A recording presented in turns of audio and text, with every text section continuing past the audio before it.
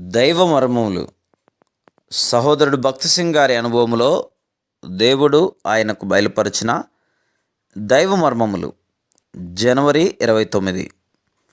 పెండ్లి కుమారుడు పెండ్లి కూతురిని చూసి సంతోషించున్నట్లు నీ దేవుడు నిన్ను గూర్చి సంతోషించును.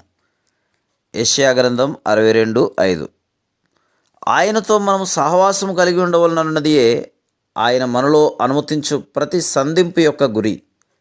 ఈ రీతిగా అడుగడుగున మనలను ఆయన వైపునకు ఆకర్షించుకొనుచు చివరికి ఆయనతో పరిపూర్ణ ఐక్యతలోనికి మనల్ని తెచ్చుకొనుట అను గురిని ఆయన కలిగి ఉన్నాడు.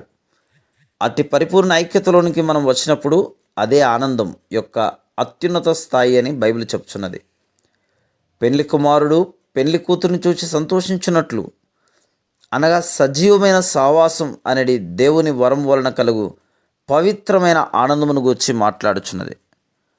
ఆదామునకు హవ్వను అనుగ్రహించుటలో దేవుని ఉద్దేశం సహవాసమే. దేవునితో మనమట్టి నిజమైన సహవాసమును కలిగి ఉండవలనని దేవుడు కోరుచున్నాడు. బైబిల్ నందలి సహవాసము అను ఈ మాట అసమానమైనది. తిరిగి జన్మించని వారెవరు కూడా దీనిని వాస్తవంగా గ్రహించలేరు. ఆయన నుండి నూతన జీవమును ఎవరైతే పొంది ఉన్నారో వారు మాత్రమే తండ్రితోనూ కుమారునితోనూ సహవాసం కలిగి ఉండగలరు. కేవలం వారే ఆయనతో నిలిచి ఉండగలరు.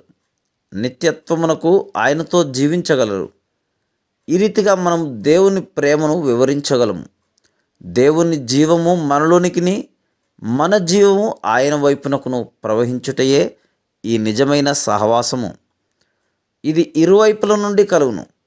అది మనలను దైవిక రూపమునకును తన కుమారుని సారూప్యమునకును సమరూపము గల దారినిగా మార్చును. Praise the lord.